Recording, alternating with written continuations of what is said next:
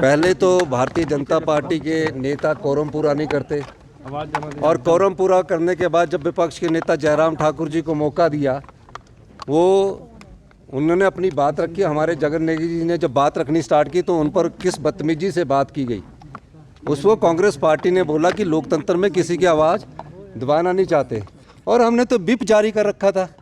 उनके पास तो मेजॉरिटी नहीं थी, हमारा तो विप जारी है, और जो हमारे विधायक थे हमने तो वोटिंग करनी थी।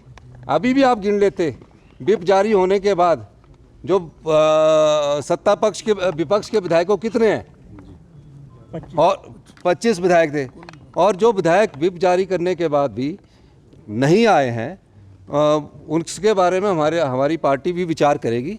और निश्चित तौर पर मैं कह सकता हूं कि आज जिस प्रकार भारतीय जनता पार्टी ने हमारे विधायक को धमकाने की जो कोशिश की है, कांग्रेस पार्टी उसका विरोध करती है। धन्यवाद।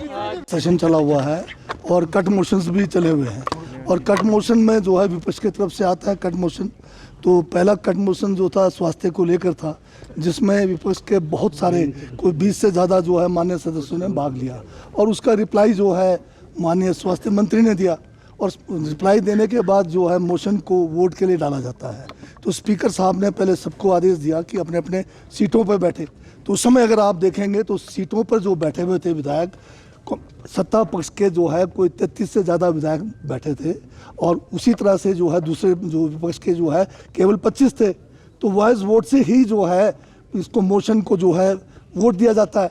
तो स्पीकर साहब ने सही फैसला किया, परंतु उस फैसले को भी ये मानना नहीं चाहते। तो ये वॉइस जब तब होता है, डिवीज़न तब होता है जब सीटों पे जो है नंबर ना हो। अब सीटों के नंबर तो अभी आजकल तो सारा रिकॉर्डिंग जो है लाइव टेलीकास्ट हो रहा है। आप जब ये वोट के लिए डाला गया ये जो मोशन, उस समय आप देख लीजिए कितने लोग इस तरफ बैठे थे, कितने लोग उस तरफ बैठे थे।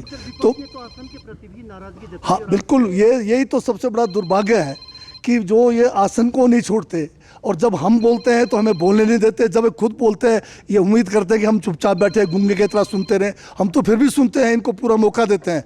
और आपने देखा होगा जयराम जी को पूरा बोलने दिया, हमने बीच में किसी ने भी नहीं टोका। परंतु जब हम बोलते हैं तो इनको जो है चुप जाता है, सच्चाई चुपती है, और ये हमें बोलने से भी रोकते हैं। तो ये लोकतंत्र कैसे चलेगा बताइए। इम्पोर्टेंट इवेंट था, पता था कि वोटिंग होनी है, आपके लोग भी नहीं कहा। आप बताइए, जो लंच से पहले की बात हो रही है, अभी तो मोशन आया ही नहीं। जो पहला मोशन था पूरा का पूरा हाउस फुल था, हमारे सारे माननीय विधायक वहाँ पर मौजूद थे। और जब सीटों पर आप नंबर गिन के देख लो, जब एक तरफ 35 बैठे दूसरी तरफ 25 बैठे, तो क्या डिवीजन होना है। अब वो तो स्पीकर का डिस्क्रिप्शन है, उन्होंने देख लिया सारे सीटों पर जो है इतने नंबर पक्ष के हैं, इतने विपक्ष के हैं, तो वो वॉइस वोट से ही होता है। क्यों नहीं है? कल मंत्री हर्षवर्धन चौहान कह रहे थे हमने कोई व्हिप जारी नहीं किया, कूड़े में डाल दिया। नहीं, हमारा नहीं, ये जो है विभिन्न किस्म के व्हिप जारी होते हैं। जैसे हाउस में जो हमारा बजट सेशन में उसके लिए व्हिप जारी होता है कि सारे मेंबर्स वहाँ पर रहने पड़ते हैं, वो अलग व्हिप है। किसी जो है CLP की मीटिंग के लिए कोई अलग व्हिप होता है, तो वो अलग अलग समय पे व्हिप होता है, उसका कोई मान नहीं। यहाँ पर आज राज्यसभा सत्ता पक्ष को भी विरोध करना पड़ा, आपको भी स्लोगन आउट करना पड़ा। वो इसलिए है कि एक इम्प्रेशन जो क्रिएट कर रहे हैं भाजपा के लोग कि जो है सत्ता पक्ष के कारण जो है सदन नहीं चल रहा है, जबकि हकीकत ये है कि सारा का सारा सदन की कार्रवाई को रोकने में सबसे ज़्यादा जो है विपक्ष की भूमिका है। आप देख रहे होंगे जयराम जी जो है किसी को बोलने नहीं देते, अपना समय तो वो चाहते हैं कि चुपचाप सुना जाए, और जब हम उसका उत्तर देते हैं तो ये बीच में खड़े होकर हमें रोका जाता है। ये भी लोकतंत्र और सदन की मर्यादा के खिलाफ है।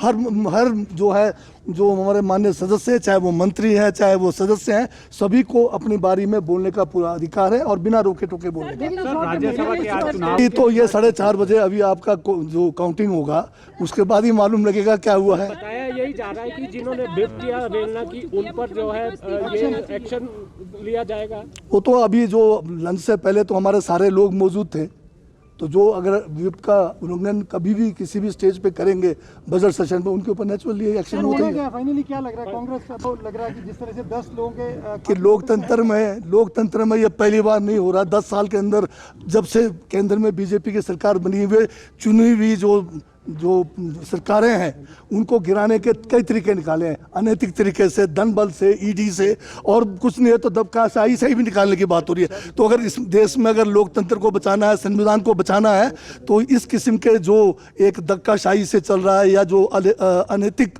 जो कार्य किए जा रहे हैं, चुने हुए लोगों को धमका कर, धन के बल से उनको अपनी तरफ या लालच देकर, प्रलोभन देकर करना जाएंगे तो फिर लोकतंत्र बचेगा नहीं। लेकिन नेता प्रतिपक्ष ने तो हमारे से ज्यादा आपके पास खबरें होती है, आपको मालूम है कितना पैसा इसमें चल रहा है। धमकाने की बात मुख्यमंत्री जी कह रहे थे, तो बिल्कुल है कि आप देख रहे होंगे कि आए दिन जो है हमें भी धमकाया जा रहा है सदन के अंदर, किस किस्म का व्यवहार जो है माननीय विपक्ष के साथी कर रहे हैं। वो तो ऐसा है कि बीच में अगर ये वेल नहीं होता तो लगता है कि हमारे साथ जो है फिजिकली लड़ पड़ेंगे ये लोग, उस किस्म के तेवर है। विश्वसनीयता पर भी सवाल उठ रहे हैं। नेता प्रतिपक्ष कह रहे हैं कि मुख्यमंत्री इस्तीफा दें। नेता प्रतिपक्ष तो जो है मुंगेरी लाल के हसीन सपने ले रहे होंगे, तो उनसे कोई रोक सकता है? हमारा जो अपना संख्या के बल पे ही लोकतंत्र चलता है।